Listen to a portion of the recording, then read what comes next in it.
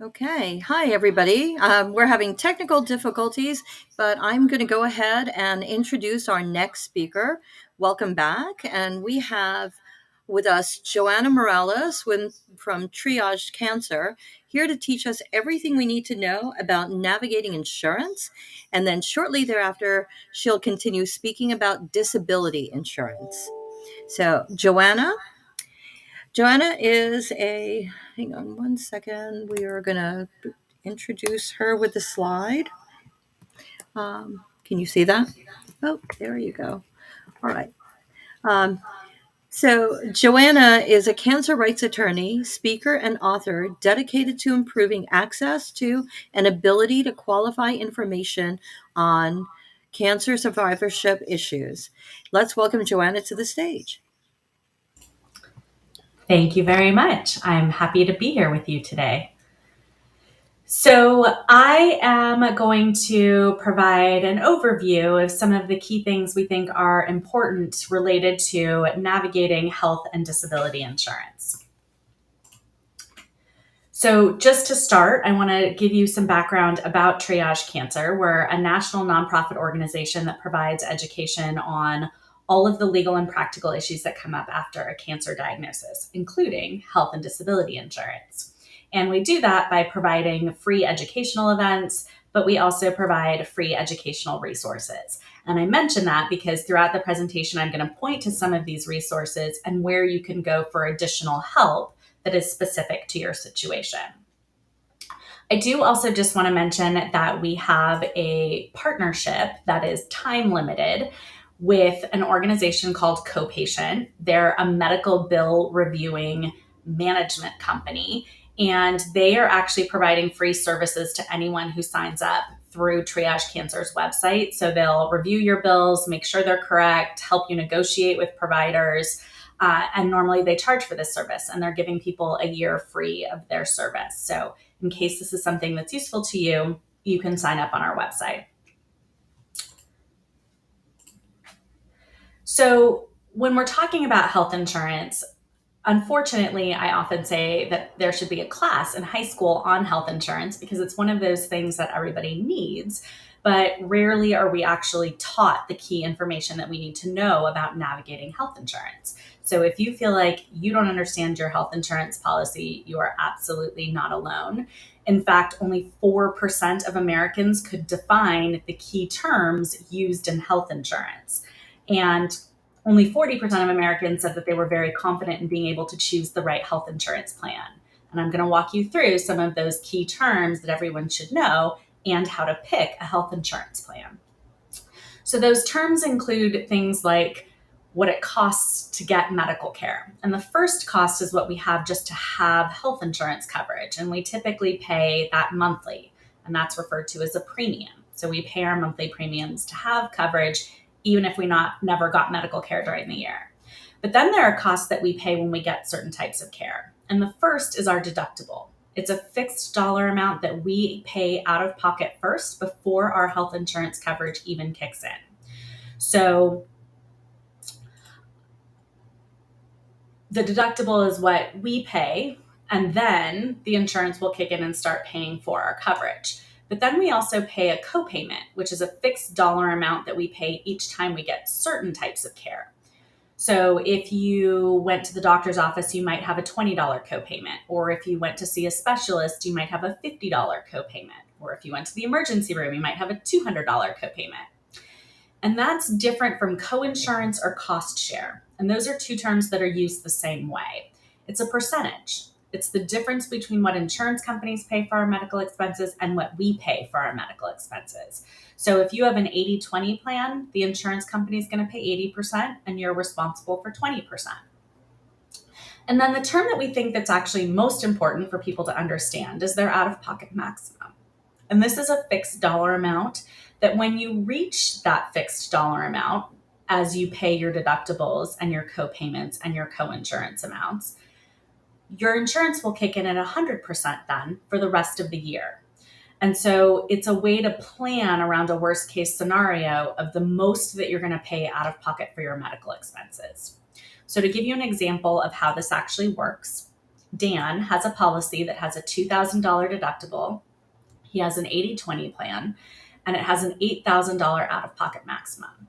But he has spent a week in the hospital, and he walks out with a $102,000 hospital bill. So assuming he's had no other medical expenses during the year, how much does he actually have to pay of that hospital bill? So first he pays his $2,000 deductible, and that leaves $100,000 left of that bill.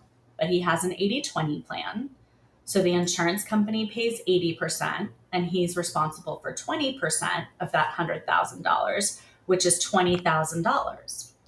But he has that $8,000 out-of-pocket maximum, and he's already paid $2,000 of his deductible, which goes towards that out-of-pocket maximum. So he actually only has to pay another $6,000 before he reaches that $8,000 out-of-pocket maximum, and the insurance will kick in and pick up the rest of that $20,000 bill. Now, I'm not suggesting that $8,000 isn't a lot of money, but at least in a worst case scenario, you know what that amount is going to be. And it's certainly better than the $20,000 he would have had to pay if there wasn't an out-of-pocket maximum. So everything I just explained is actually in one of our animated videos, which is only 5 minutes long, on health insurance basics. So if you want to review that information, or if you think other people might benefit, you can certainly share that. So to give you some information about the way that we're protected as consumers, I want to focus on a couple of the things that were in the Affordable Care Act. And the first is that insurance companies are no longer allowed to impose lifetime or annual limits on benefits. Before the Affordable Care Act, we would often see patients with a $75,000 annual limit or even a $1 million lifetime limit. And when we're talking about the cost of cancer care or having serious or chronic medical conditions, it's not hard to reach those numbers. And when we did reach those numbers, we'd effectively be left uninsured either for the rest of the year or the rest of our life. And we couldn't go buy a new policy because we had a pre-existing medical condition. So the ACA eliminated those lifetime and annual limits. And then the ACA went a step further and said, we're not going to let insurance companies cancel your policy when you try to use it. And I know that sounds silly, but it was happening so frequently when people were filing expensive claims, like for cancer care, that insurance companies were paying bonuses to their employees if they could find a reason to cancel your coverage. And that's no longer allowed under the ACA. Even if, unless you commit fraud on the application, they can't cancel your policy. So you don't want to do that. Then the ACA said, we know that young adults are chronically uninsured or underinsured, so we're going to let them stay on their parents' plan until they turn 26. It's not based on being a full-time student or a dependent under IRS standards. It's just based on age. Even if that young adult is married, they can still stay on their parents' plan. And then the ACA gave us access to free preventive services. So it's a specific list of preventive services similar to what you would go through if you're going in for an annual checkup, but it's zero out-of-pocket cost to the patient. So you don't pay a co-payment, you don't pay a co-insurance amount, and it doesn't get applied to your deductible, to really encourage people to access those free services. The ACA also made it easier for people to participate in clinical trials by requiring private insurance companies to cover the routine costs of care. So those routine costs are things that would have been covered if you were getting standard of care and not participating in the clinical trial.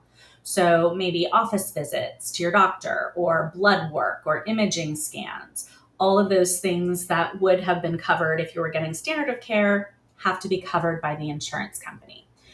Now, this only applied to private insurance if you got your coverage through an individual or employer plan, but this didn't apply to Medicaid. And there will be coverage for routine costs of clinical trials across the country beginning January 1st of next year. So the advocacy community worked very hard for that.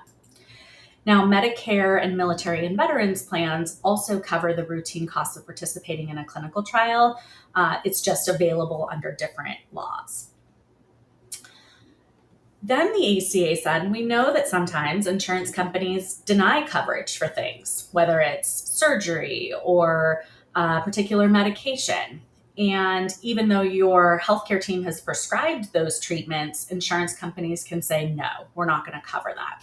If they do, it's very important that you understand your appeal rights and to challenge that denial of coverage. So the first step in the appeals process is what's called an internal appeal, where you go back to the insurance company and you ask them to reconsider. But if they still say no, the ACA has created a new way, if you have a private insurance plan, to go outside of that insurance company to an independent or external medical review organization and ask them if it's medically necessary for you to receive that care. And if they decide that it is, then that decision is binding on the insurance company and they have to cover it. So I often call this external appeals process the best kept secret of our healthcare system, because we know that if someone actually goes through this process to the external appeal, on average across the country, 50% of the time, insurance companies are actually having to pay for that care. So patients are successful about half the time if you go through the appeals process. The problem is that in 2019, there were 40 million claims denied, and only 0.2% of those claims were actually appealed. And that's not even to the external appeals level, that's the internal appeals letter.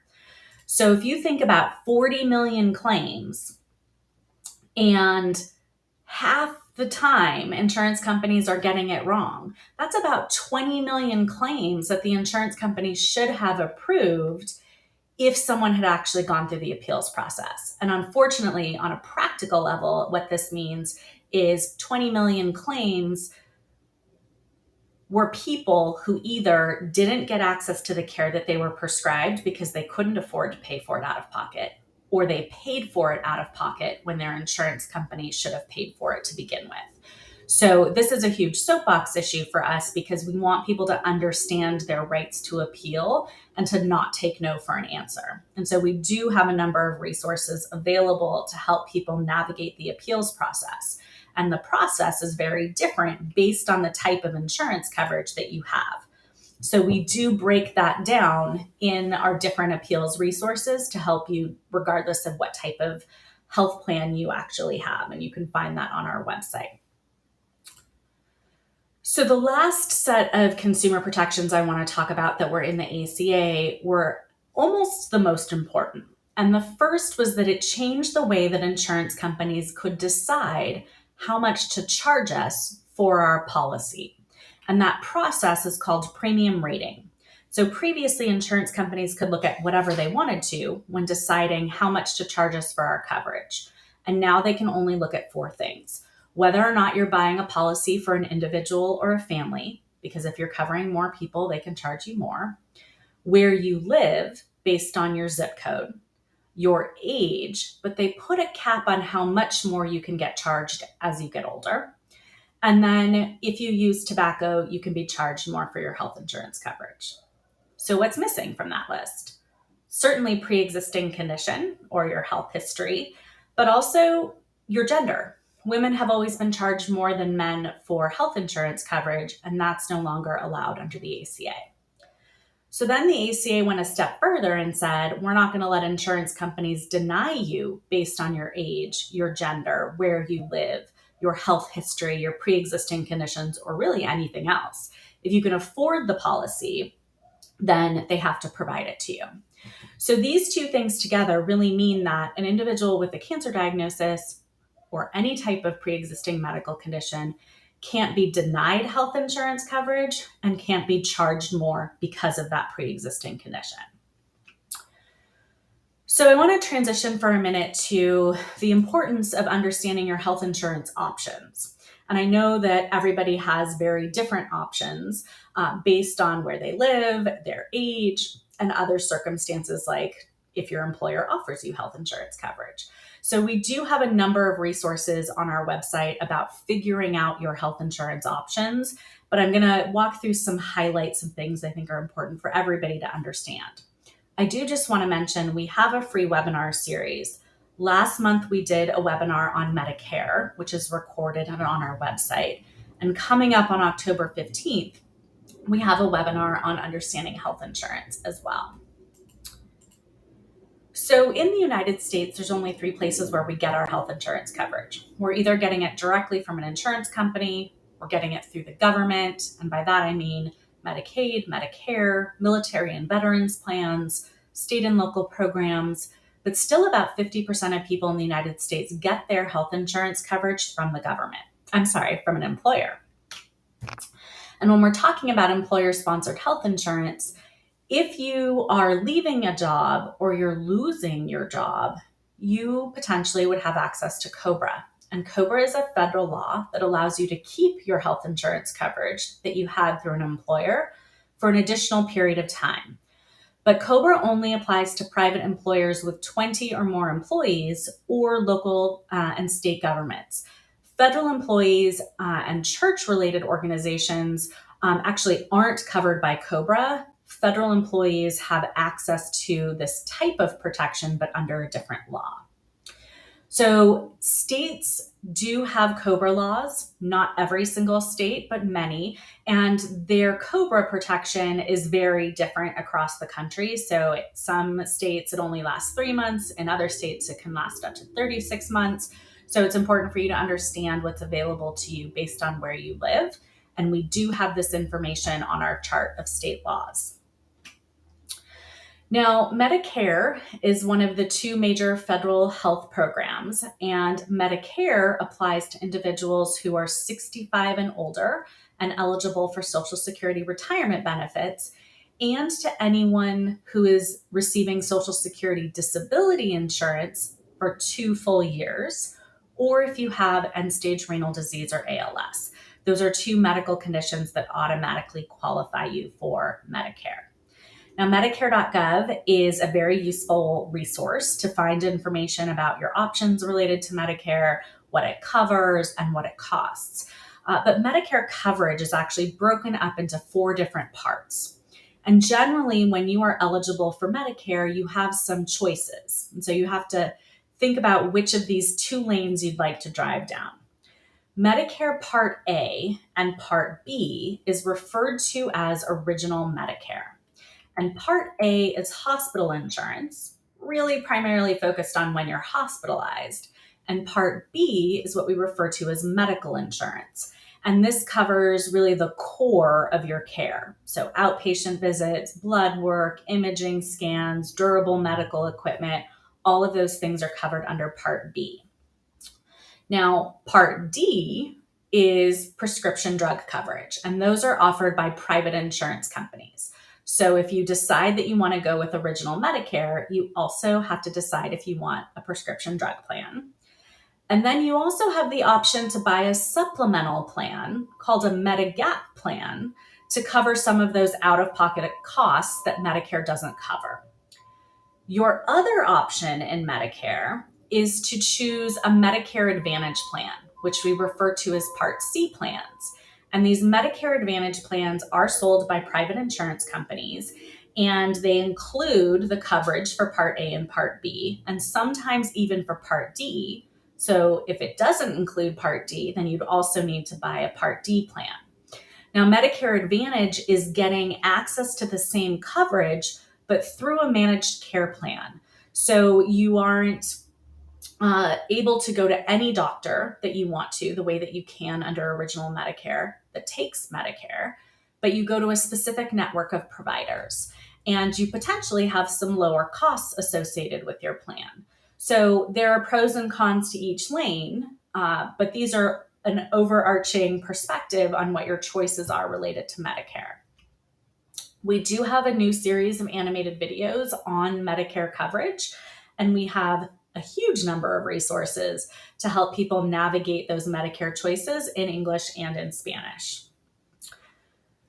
So turning to Medicaid, which is the other federal major health insurance program, Medicaid is for individuals who have a low income, a low resource level, and meet some other category of eligibility for Medicaid. So there were these different doors into the Medicaid program. most of the time someone in the cancer community could only get in the door on the left, meaning that you had a disability, you went to the Social Security Administration, and you applied for supplemental security income because you were unable to work due to your medical condition.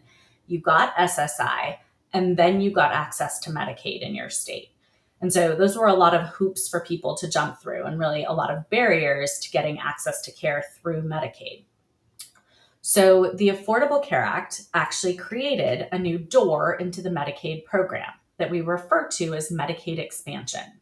And the new door is for anyone with a household income up to 138% of the federal poverty level, which for this year is $17,774 a year. There's no asset requirement. It's just based on your income level. So it made it a little bit easier to get through this door, and the income level was higher. Now, the old doors still exist, which are based on income and assets, but the new door doesn't have that asset requirement.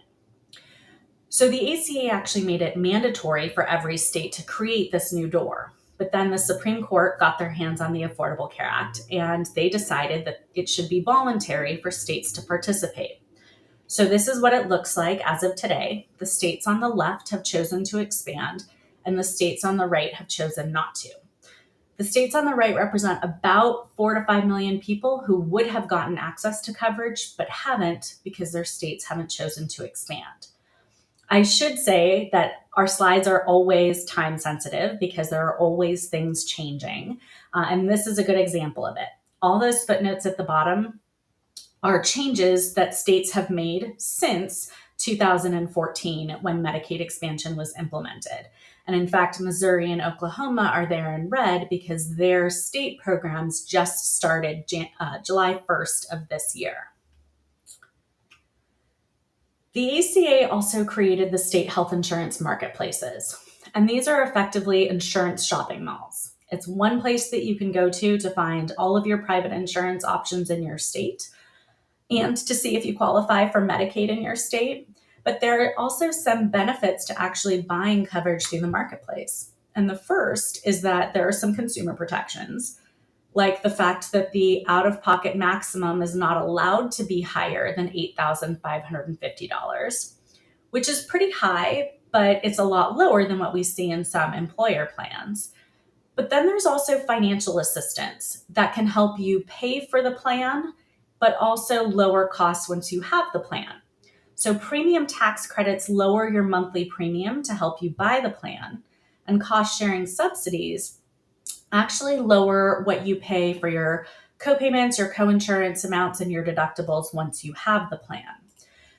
So there's a lot of confusion about these marketplaces. A lot of people think they're buying government-sponsored health plans, but they're not. You're buying coverage from a private insurance company. The problem is that because there's so much confusion around the marketplaces, people don't know what's available to them. And last year, about a third of all people who are uninsured in the United States could actually get a marketplace plan for less than $10 a month. And that's pretty significant if you can buy a health insurance plan for less than $10 a month. The problem is people don't know it's available, so they're not checking to see. And so we want people to have a better understanding of what's out there. So this is what it looks like based on income level. If you live in a state that's expanded Medicaid, you have a household income up to 138%, you're going to get access to Medicaid in your state. If you're between 138 and 250% of the federal poverty level, you have access both to those premium tax credits and the cost-sharing subsidies. And then if you're between 250 and 400% of the federal poverty level, you just have access to the premium tax credits. So basically, the bottom line is if you have a family of 4 making under $104,000 a year, you're getting access to some type of financial assistance to buy a plan in the marketplace. If you're in a state that didn't expand Medicaid, you lose access to that Medicaid option. And so you want to understand what your other options are for health insurance coverage in your state. I do just want to mention, because of the American Rescue Plan Act that was passed earlier this year, that in the marketplace, there was additional financial assistance provided to help people as a result of the pandemic. And so about 80% of people will actually find lower monthly premiums in marketplace plans. So maybe if you've looked at plans in the past and thought they were too expensive, it's worth taking a look at again, especially as we go into open enrollment. And if you're between 138 and 150% of the federal poverty level, what that actually means is that you are likely to qualify for a marketplace plan for less than $10 a month. So we just want people to know and to double check to see what's available. Now, Medicaid applications are accepted year-round. Medicare's open enrollment is just a few days away. It starts on October 15th and goes through December 7th. Employer plans often have open enrollment in the fall because their plans would start January 1st. And then the marketplace for next year, open enrollment begins November 1st and will go through January 15th of 2022. Now, with Medicare and the marketplace, those are calendar year plans. So even if you make changes on the first day of open enrollment, those changes won't go into effect before January 1st of 2022. If you want to enroll in the marketplace, you can start at healthcare.gov, but know that you may live in a state that runs its own marketplace. And so if you start at healthcare.gov and it asks you what state you're in, it might kick you over to your state's website. You can also apply over the phone or ask for a paper application. And then there are people in communities who get grants and are trained to provide assistance with helping you enroll. And you can find those assisters on the healthcare.gov website. Outside of open enrollment, we know that things don't just happen during open enrollment. So you might find yourself in a position where you lose your coverage, or maybe you move and you need to figure out your new health insurance options. That actually triggers a 60-day special enrollment period. It also happens when you have changes to your household, like you get married and you want to add a spouse to your plan, or if you have a child. Those are all life-changing events that give you that 60-day special enrollment period. Now, if you're losing employer-sponsored health insurance coverage, you have access to some choices that we didn't have before the Affordable Care Act. So you could choose COBRA or your state COBRA option, or you could choose to use that special enrollment period for the marketplace and see if you qualify for a marketplace plan. You could also potentially move to another group plan. So could you move to a spouse's plan during a special enrollment period through that employer, or maybe you could move back to a parent's plan if you're still under the age of 26. And then you could also check to see if you're eligible for Medicaid or Medicare. So again, you have some choices, and it's definitely worth looking at all your choices before you make a decision, because once you pick a lane, you don't get to change lanes. You actually have to stay in that lane until the next open enrollment period. And to give you a good example of this, if you take COBRA when you're leaving your job right away, and then a few months later decide that COBRA is too expensive and you want to actually get a marketplace plan instead, you can only do that if you're outside of your special enrollment period, and you have to actually wait until your next open enrollment period to actually get that marketplace plan. So understanding the nuances of the timing of when you pick choices is also important to this process. So we do have a lot of resources if you're in this situation, including an animated video and a quick guide if you're leaving your job. So one of the ways that we think people can actually minimize the financial burden of a cancer diagnosis is to have adequate health insurance coverage. And we can now actually make changes to our health insurance coverage every single year.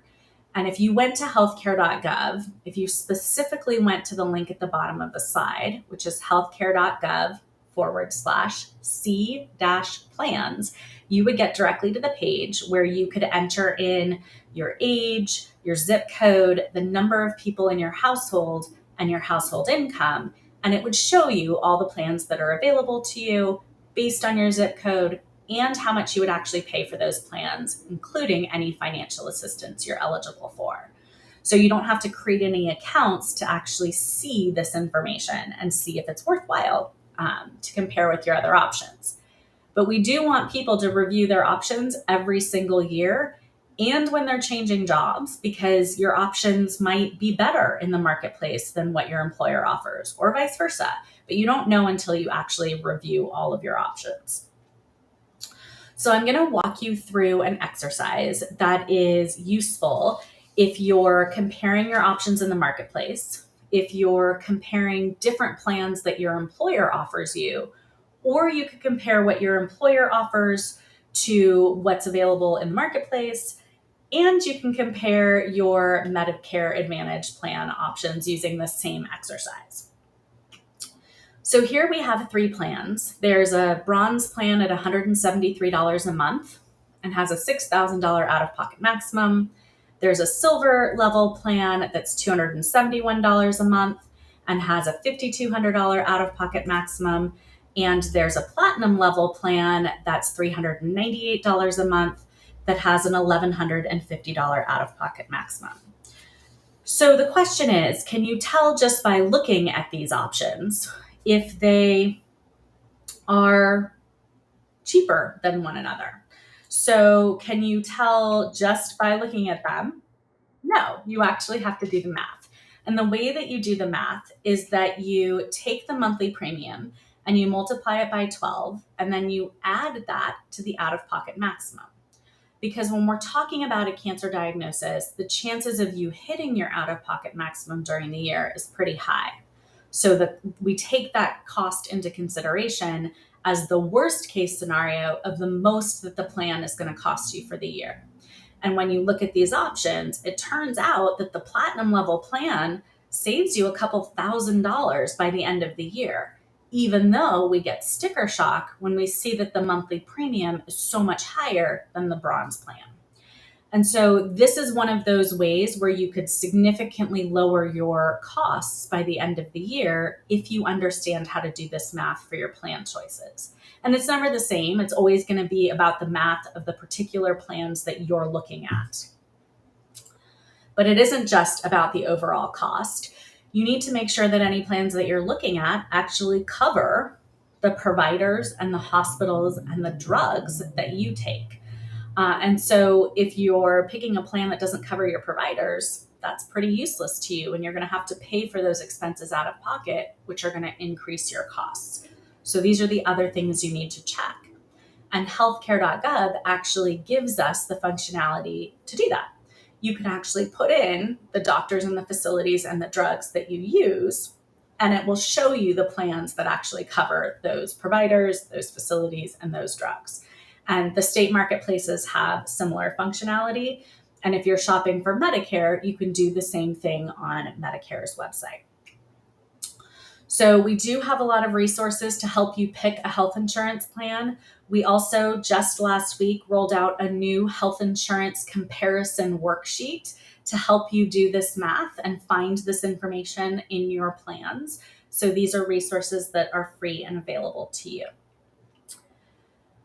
We do also have quite a few resources on health insurance, whether you have employer-sponsored health insurance or individual health insurance through the marketplace, or if you have Medicare or Medicaid. We have resources to help you figure out which of those options are the best for you, and then how to actually use your health insurance coverage once you have it in place, and to be able to use it effectively so that you keep your out-of-pocket costs lower. Welcome back, everyone. Thank you for joining us for this 1:00 session. And if you're coming back to see us for a chat with Joanna about insurance, she's going to be discussing disability insurance. But in case you weren't here for the last session, I want to give you a little bit of information about Joanna. So Joanna is a cancer rights attorney, which means that she's got your back. And she's a speaker, an author, and dedicated to improving access to and availability of quality information on cancer survivorship issues.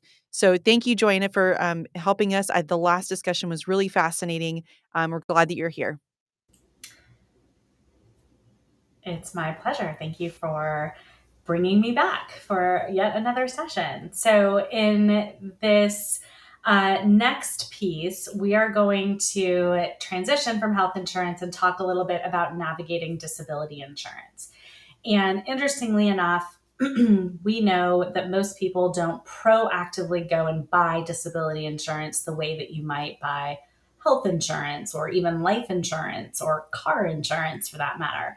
So with disability insurance, there are some key things to understand first about your employment rights before deciding if disability insurance is the right thing for you. And so we want people to understand all of their employment protections so they can make an educated decision about how to tap into disability insurance.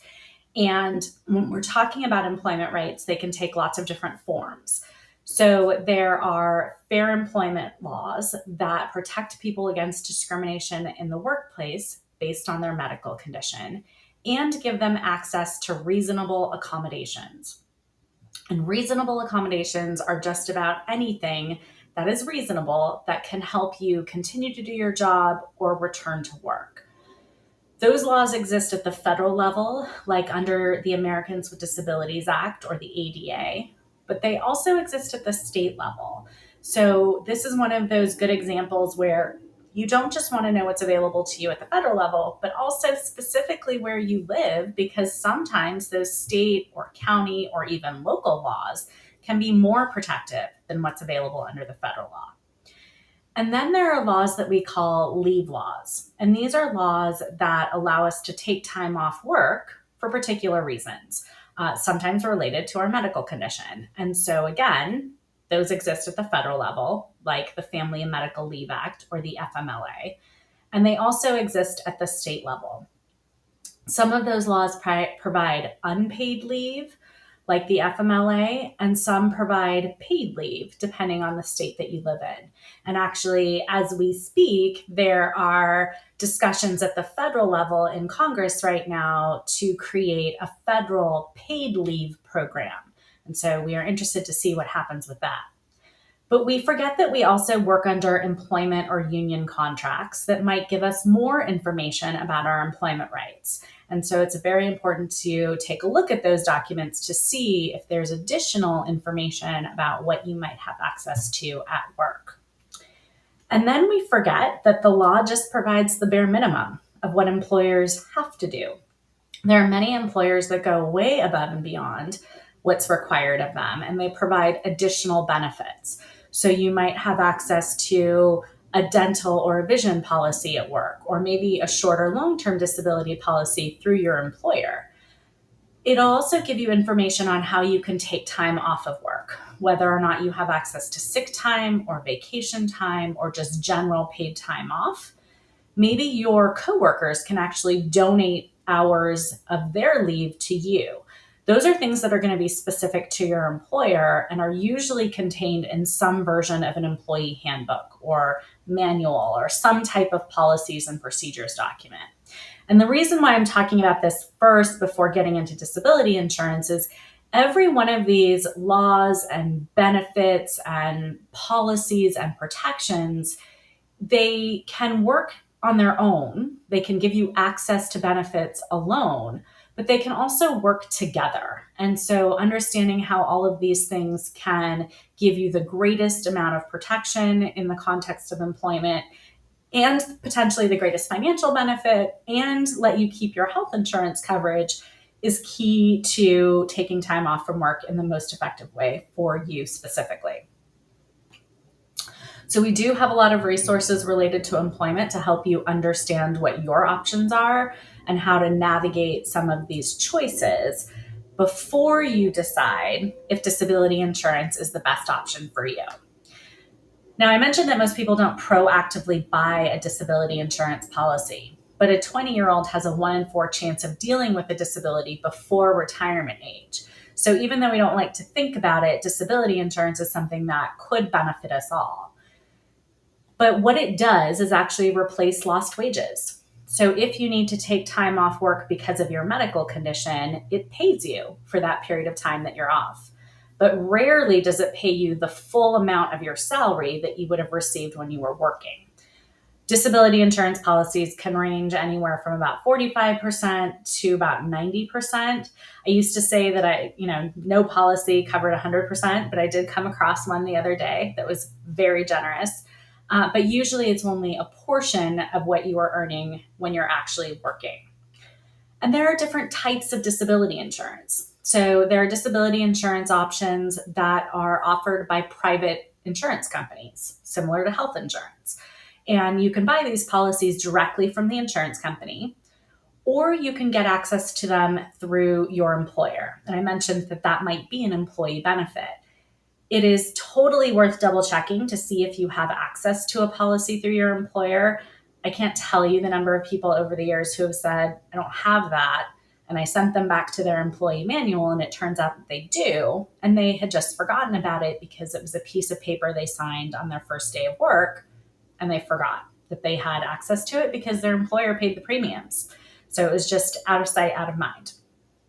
So in this particular situation, private disability insurance options could be short-term or long-term. There are short-term disability policies that can last up to a year, and there are long-term disability policies that are typically for medical conditions that are going to last at least a year or longer.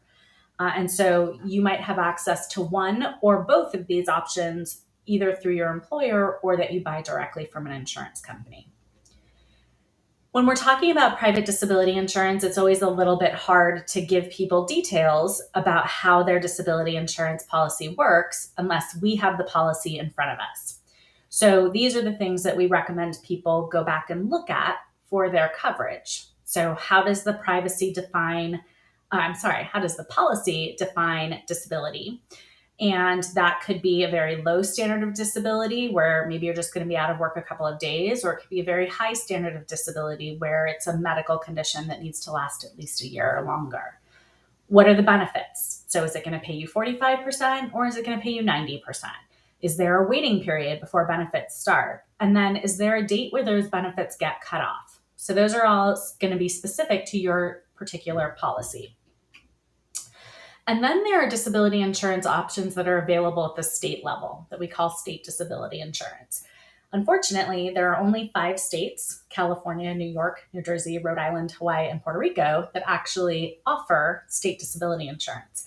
And most of these programs are 6 to 12 months long. So they're short-term disability benefits. And this is just an example of what Californians look like. But we do have a quick guide to state disability insurance, which lays out the details for each of these states. And you can find that on our state resources pages. So that brings us to the 2 federal long-term disability programs that are run through the Social Security Administration. And that is Social Security Disability Insurance, which is SSDI, and Supplemental Security Income, which is SSI. And both of these programs have the very same high standard of disability. So it's expecting that you have a medical condition that is going to last at least a year or longer, and that it keeps you from doing your current job and really any job that you've had over the last 15 years. So that's a pretty high standard of what you cannot be able to do in order to get access to disability benefits. And while this is a federal program, so theoretically the same in every state, we do notice that there are differences in how this plan or these programs are actually rolled out at the state level. And that's partially because they're run by state agencies called Disability Determination Services. So if you have a friend in another state, they might be having a different experience related to disability than you are. And there's not really a solution for this. I just mention it because people do have differences of experiences, and I want people to be aware of that. But the one question that we get asked most often by people when they're thinking about applying for disability insurance is, can I apply while I'm still working? And the answer is, it depends. And the reason it depends is this is the step-by-step process that Social Security goes through to decide if you have a disability. And the first question is, are you working? And if you answer yes to that question, you're going to get kicked out. You're not going to be eligible for benefits. But that's not the whole question. It's, are you working and earning are you working and earning more than $1,310 a month for your work? So if you answer yes to that question, then you can still go, if you answer no to that question, you can still go on to the next questions, which focus on whether or not your medical condition is severe, and are you able to do the work that you did before, or can you adjust to a new type of work? So they lay out a threshold of $1,310 a month, which they refer to as substantial gainful activity. So the Social Security Administration came up with 3 words for the word work. So if you're earning under $1,310 a month, you're not working according to the Social Security Administration. So you can get past that first question. But it does create a practical problem because the next couple of questions are about your ability to work. So if you're currently working and at the same time saying you can't work, that's a practical problem. So you're going to have to explain why it is that you can work now, but perhaps you aren't going to be able to work at some point down the road. And I think that happens quite a bit in the context of a cancer diagnosis. So you might be able to work today, but you're going to have surgery a week from now. So you're just going to have to explain why it is that you would still qualify for benefits. Now, when you go and apply, this is all the information that you're going to need to include, including a copy of your medical records. You really want your medical records to demonstrate not only that you have a medical condition, but how it would be impacting your ability to work, because that's what Social Security cares about. And throughout the application process, you can add additional information to the record.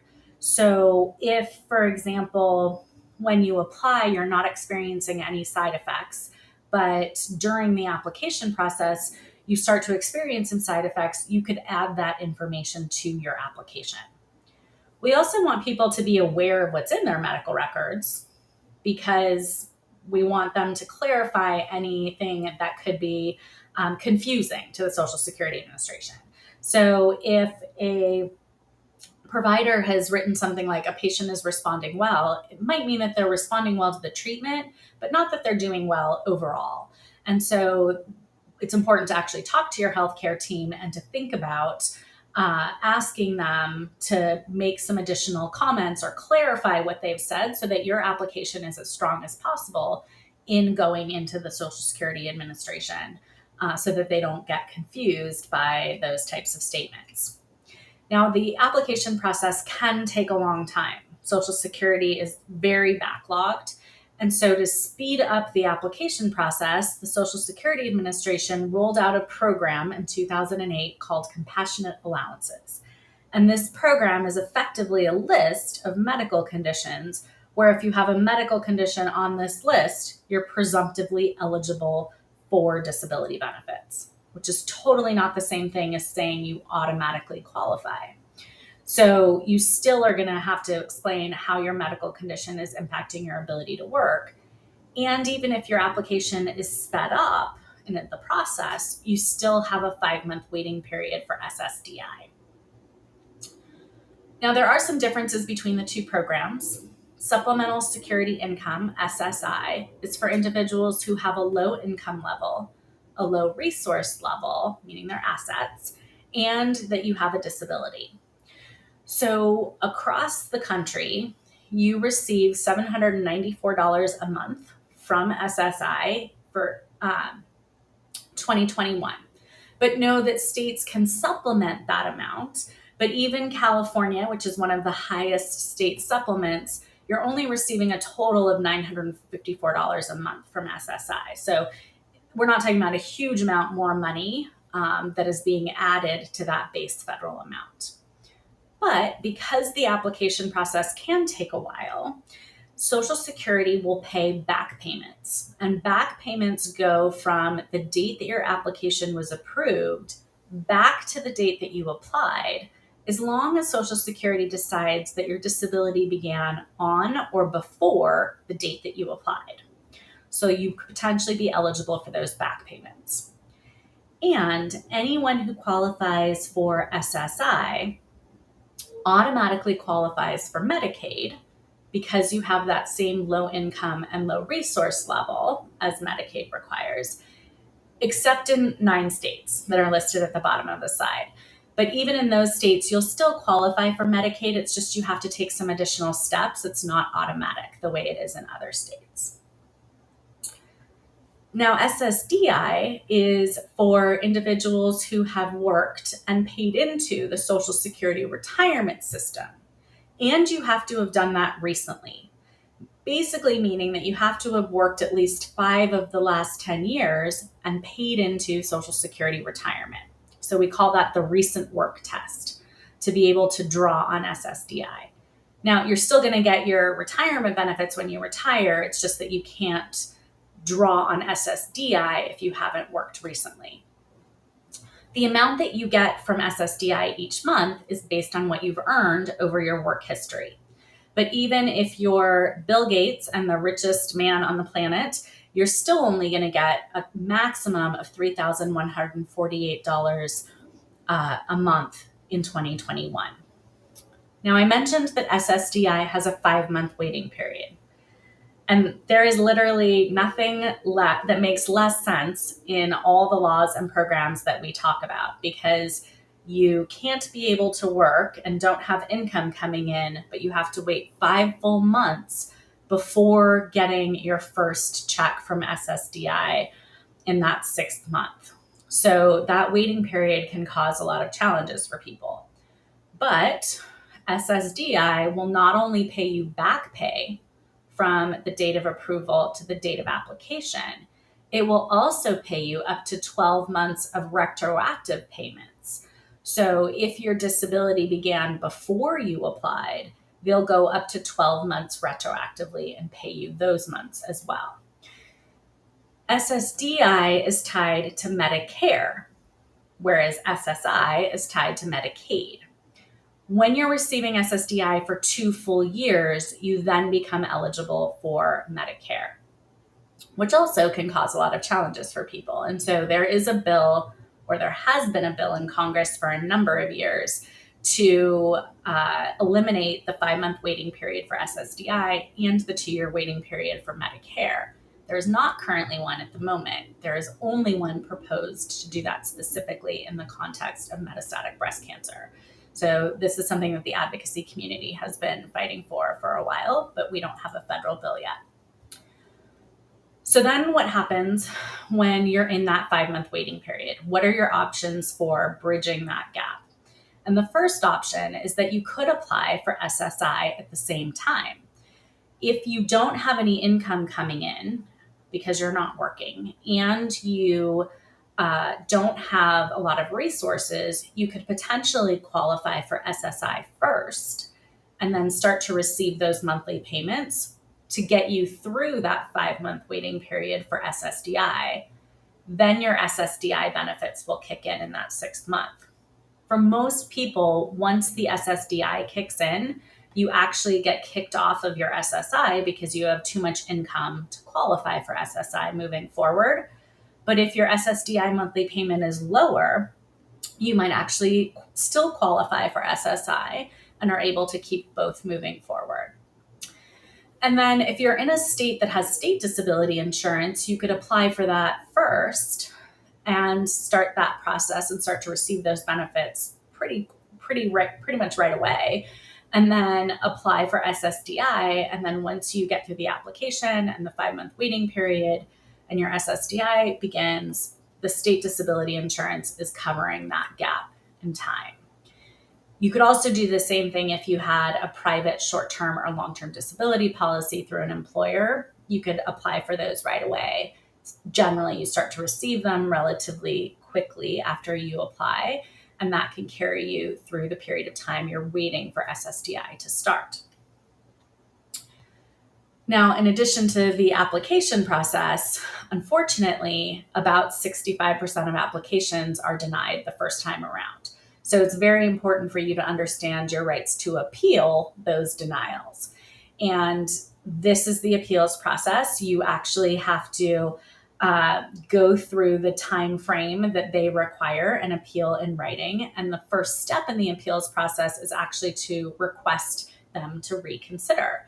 And some states just skip this level entirely and go straight to an administrative law judge hearing. And these ALJ hearings are really unlike what you might have seen in a courtroom television drama that deals with law. It's just the judge and a vocational expert, you, and if you brought someone to represent you. The judge is the one who asks the questions. So that judge is asking you things like, how long can you sit and how long can you stand, and how much can you carry? And so the judge is asking you about your ability to perform certain types of jobs. In general, about 50% of the time, someone is getting that is getting through the appeals process is more likely to be successful in getting access to those benefits. But if you're still denied at the ALJ stage, you can appeal beyond that, but generally the appeals council is going to defer to that administrative law judge. There is some interesting data that you can find at disabilityjudges.com on how long it might take you to get a hearing in your state. It also gives you interesting information on your chances of having your case approved or denied. And then Social Security actually keeps data on every judge and your chances of being approved or denied. I often get asked, do I have to hire an attorney to apply for disability insurance? And the answer is absolutely not. You do not need to hire an attorney to apply.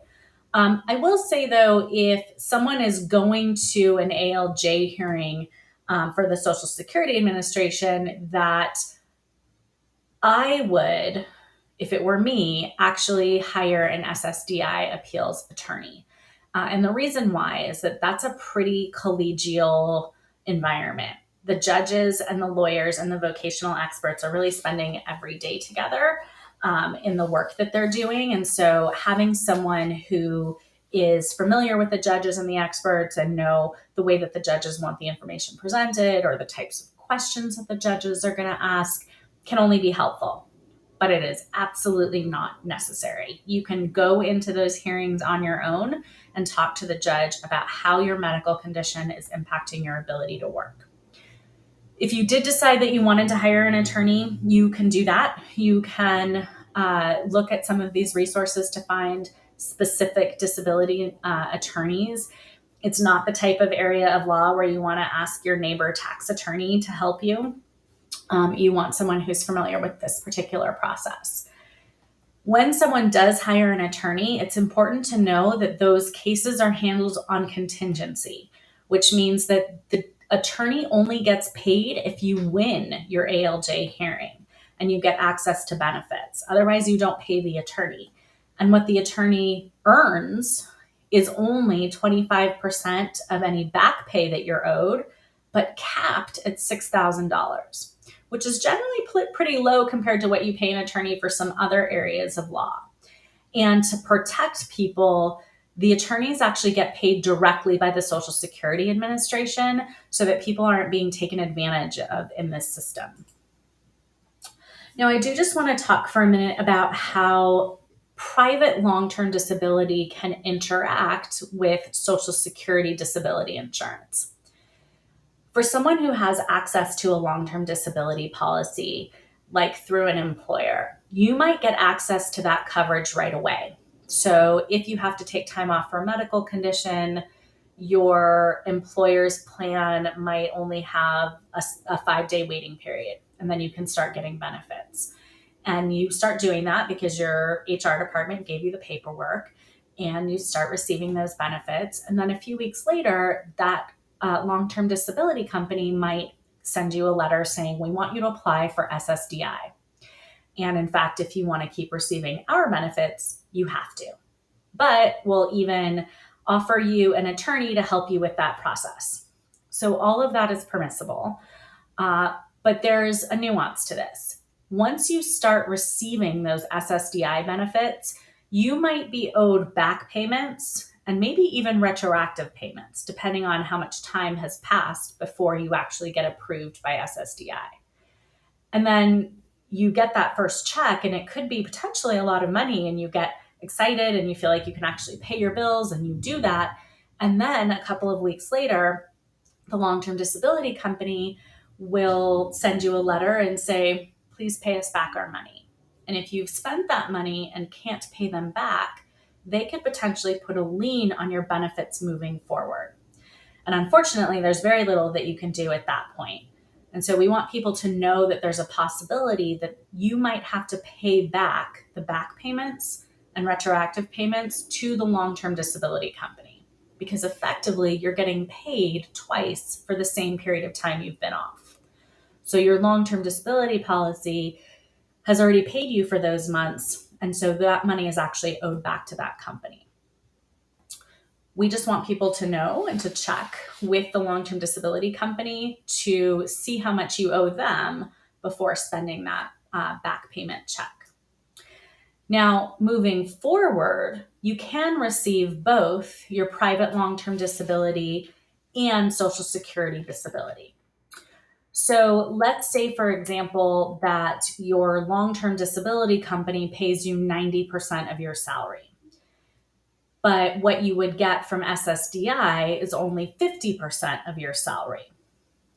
During the months that you're going to receive both your long-term disability and your Social Security disability insurance, SSDI is going to pay you 50%, and then your long-term disability company is going to pay you the additional 40% for a total of 90% moving forward. A lot of people think that if they get 50% from SSDI and 90% from long-term disability, that they're actually going to get 100 and do the math, percent of their salary rate. But that's actually not how it works. You don't get to make more money than when you were working. So the long-term disability company prorates your amount based on what you get from SSDI, but you can receive both moving forward.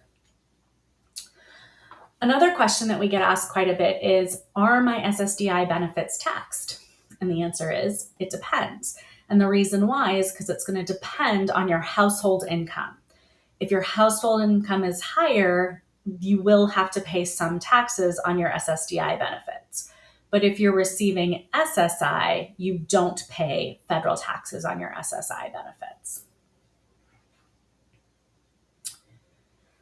And then occasionally, when someone's been receiving SSDI for a while and they reach their full retirement age, they call us to say, well, what's going to happen now? And the answer is nothing. Nothing happens.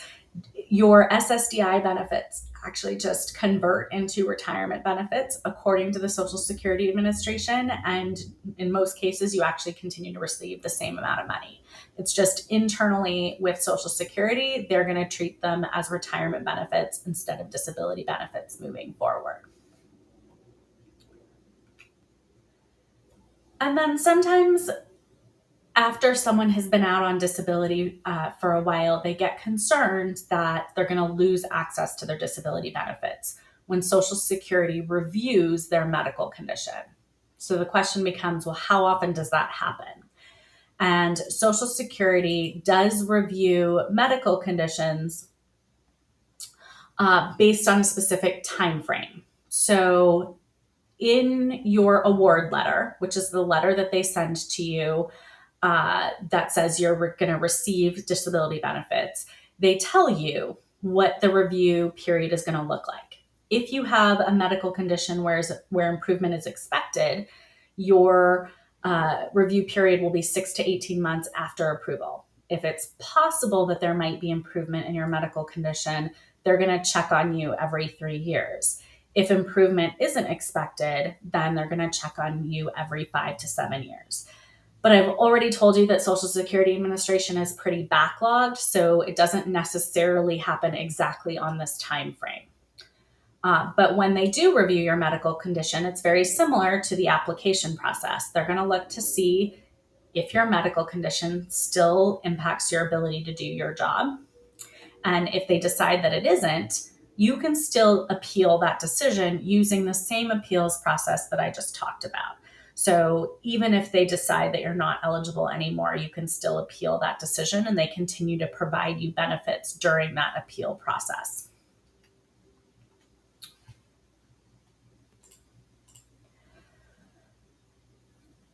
If someone is at a point where they feel like they could potentially go back to work, but they're not sure, and they're nervous about trying to go back to work because if they try to go back to work and realize they're not ready, then they don't want to have to start the process all over again from the beginning with the Social Security Administration.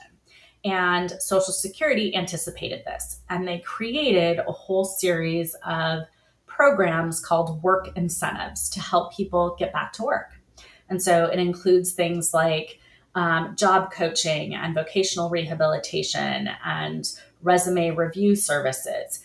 It also includes a trial return to work period where you can try to go back to work for a period of time and continue to receive your disability benefits and continue to get access to the health insurance coverage that is tied to your disability benefits.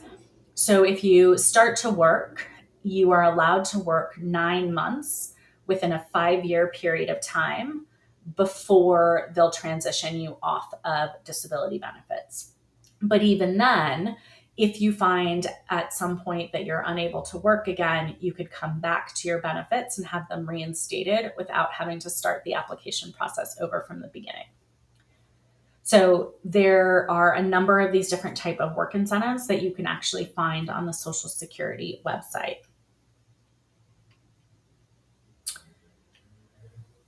So we do have a number of resources related to disability insurance. We have webinar recordings, we have quick guides, we have a whole module on our Cancer Finances website that help people understand the different types of disability insurance options that they have available to them, and tips and tools to navigate the disability insurance and appeals process as well. We also have a number of financial resources that I want to mention because for people who don't actually qualify for disability insurance or don't have that option available to them based on not having a private policy or not living in a state with state disability insurance, there are other resources that are available to help you financially. And we have a number of resources that can provide support on our website. Now, I mentioned a couple of times that we have a series of animated videos, and we have a number of them that are specific to health insurance. And I mentioned that we had a whole new series on Medicare in the last session. We also have some on finances and those work and disability insurance issues, as well as topics related to estate planning. All of the resources on our website are organized by topic on our resources by topic page. So if you're looking for specific information related to disability insurance, you can find that on the website, and it includes all of the resources we have available to help you navigate disability insurance. And then I mentioned Cancer Finances, which is a site that we host that provides information on topics that can impact your financial situation and then connect you to financial assistance resources. When you pick a topic on the website, you can start to answer questions or identify what you're looking for, and then it will tailor the resources based on the questions that you've answered. So you're really getting the information that's most relevant to you and your situation. This is a site that is constantly growing. We're constantly adding new topics to the page. So you can find this at cancerfinances.org. And then I do also just want to mention that if you have specific questions about your personal situation, you can contact our legal and financial navigation program, where you can talk to an attorney for free about your situation. We don't provide legal advice, but we talk about the laws and programs that are available to you and walk you through that information so that you're empowered to take next steps. And you can participate by signing up on triagecancer.org/get help and fill out that form there. And then we schedule an appointment with you at your convenience. So we hope that this isn't the only time that you hear about or use information from Triage Cancer. We have a lot of resources to support you. So with that, I will actually see if there have been any questions about either disability insurance or health insurance questions.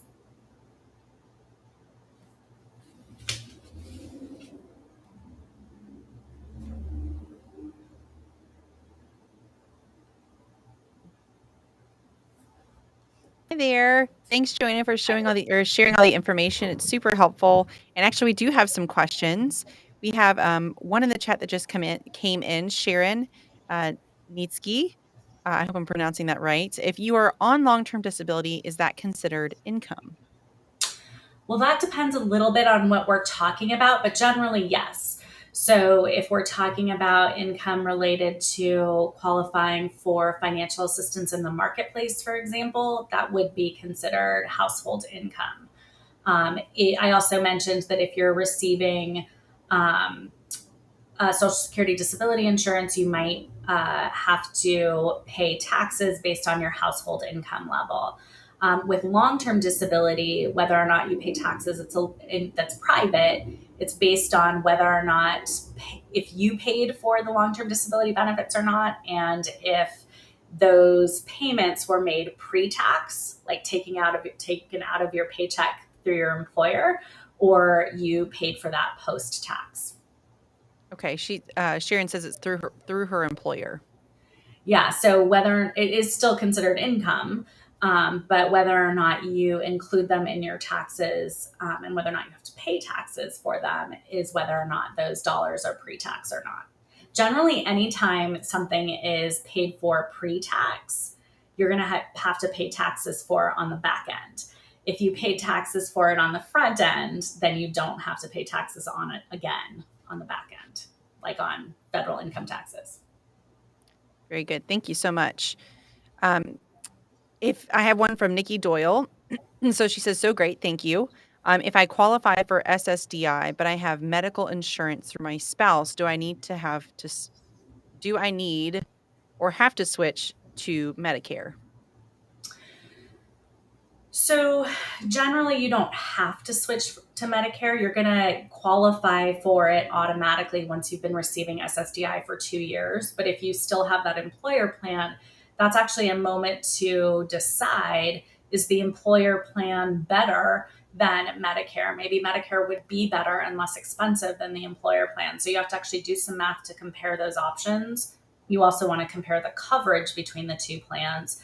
But generally, when someone has access to an employer plan, but then also qualifies for Medicare, with Medicare, that employer plan might require you to take Part A because most people get Part A for free, but Part B and Part D come with monthly premiums. And so you could potentially decline Part B and Part D because you have that other employer coverage. But if you lose that employer coverage, you have a very specific window to move into Medicare and pick up Part B and Part D without paying a penalty. And so if you want more details about Medicare, I would definitely recommend watching that recorded webinar on our website on Medicare that we just offered last month. Okay. And then there's also a seminar, an upcoming seminar, correct? Yes. So we do have one coming up on October 14th. It's a free webinar on understanding health insurance. So if you missed the health insurance session or you want more information on your health insurance options and some of the consumer protections that exist, I definitely recommend signing up for the webinar on October 14th, which you can do on our website at triagecancer.org/webinars. Okay, wonderful. And I'll make sure that we get that link from you so we can put it into your speaker profile so that people can access that. We have a place to put that for you. And so I have some other questions that we've kind of put together, and I think that they'd be helpful. And so the first one being, I have OM and insurance, but I have a high copay. Can I change my insurance while I am actively in treatment? Yes. So if you have private health insurance, like through the marketplace, for example, and you feel like that plan is not comprehensive or has higher out-of-pocket expenses, then you can make changes to that plan every year. The question is about when you can do it. The Affordable Care Act and its pre-existing condition protections mean that it doesn't matter that you're in the middle of treatment or not, or that you have a serious medical condition or not.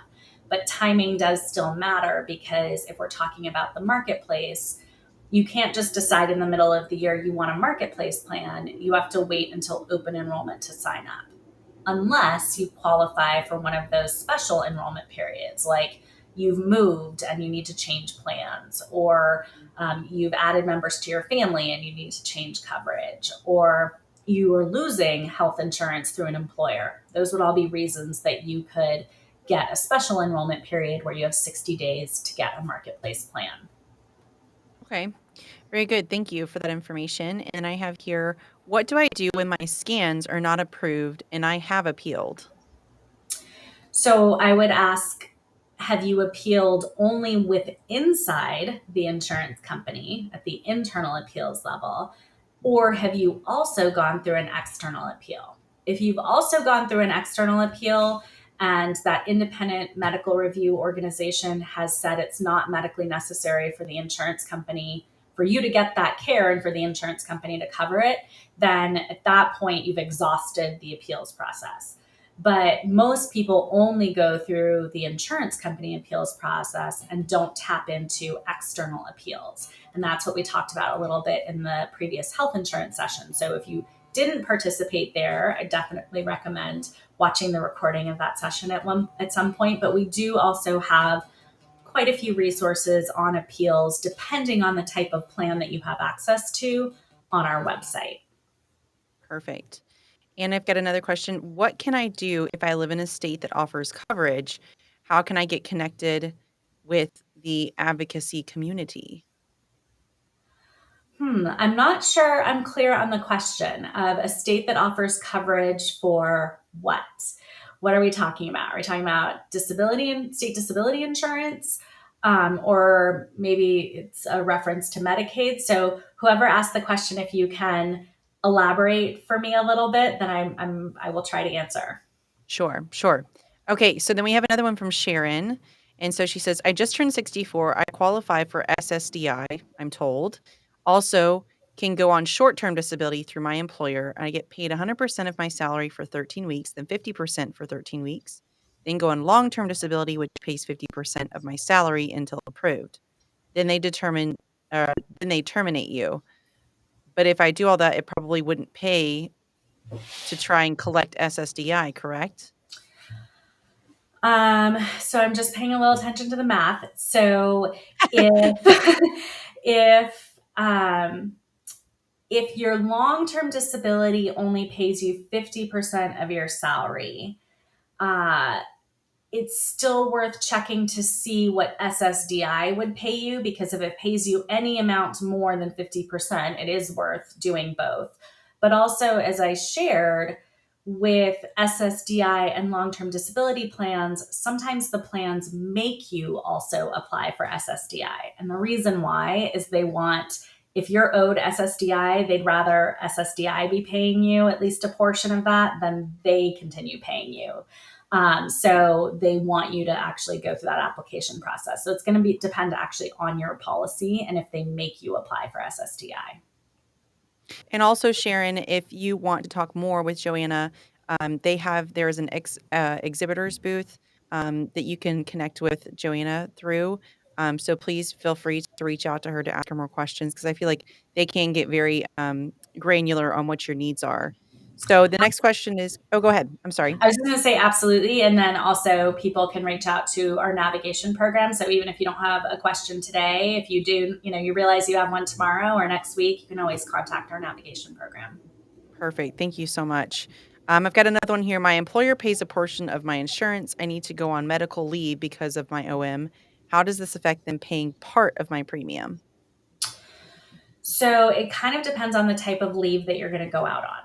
So if you, for example, pay 50% for your health insurance premium and your employer pays 50% and you go out on family and medical leave, the leave is actually health insurance protected under the FMLA, so that the employer has to continue that for a total of 12 weeks during a 12-month period of time. So the FMLA every 12 months gives you 12 weeks of leave. And while it is unpaid, it's job protected and health insurance protected. So for that 12-week period of time, you continue to pay your 50% and the employer continues to pay the additional 50%. That's right. Okay. Thank you very much. And the next one is, I have Mets and some other patients. that have gotten disability right away. I was told I have to wait 6 months. Why is that? Did I not do something right? Not necessarily. I mentioned that that with Social Security, there are differences in how the program operates across the country, and so it may take longer for applications to be reviewed in certain areas rather than others. It might just also be about who reviewed your application.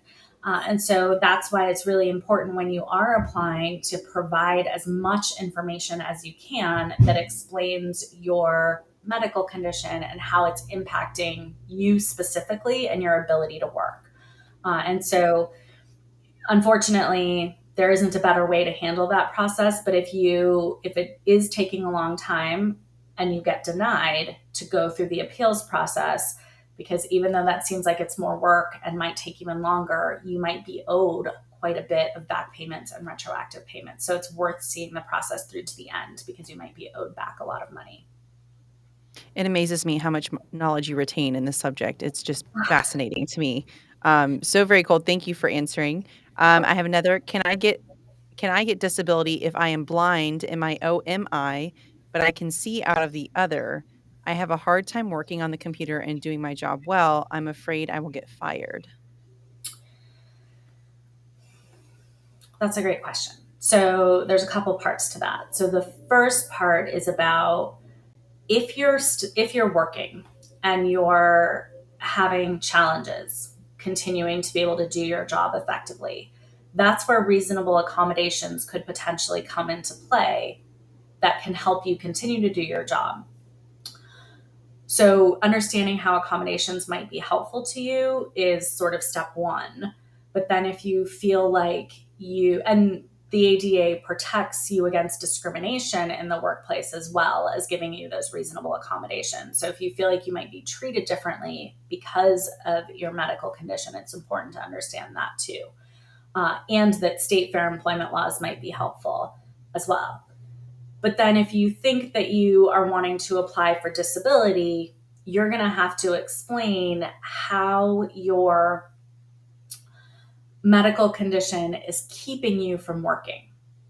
So, not being blind in your other eye might be enough for you to continue to do your job. The details are going to matter specifically to you and whatever your job is. So the details of your job responsibilities and your workplace are going to impact the conversation about can you continue to work and how your medical condition is keeping you from working, and that's expected to last at least a year or longer, and that really you can't adjust to doing some other type of work. And that's often the piece that makes people ineligible for disability benefits because they might not be able to do their current job right now, but there are other jobs that they could be doing. And so that's why we say it's such a high standard of disability. Wonderful. Well, thank you for sharing. Wow, I think that this is probably one of the most mystifying parts of, having a diagnosis is the cancer, the journey, and how you manage that with disability. And so thank you so much for educating our attendees. And it's so important to have someone like you, a part of the OM community. And so thank you for sharing this information with us.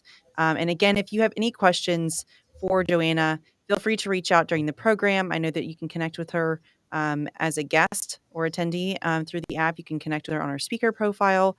We'll put some of her resources plus the presentation that she's given today in her speaker profile. So again, thank you for joining us.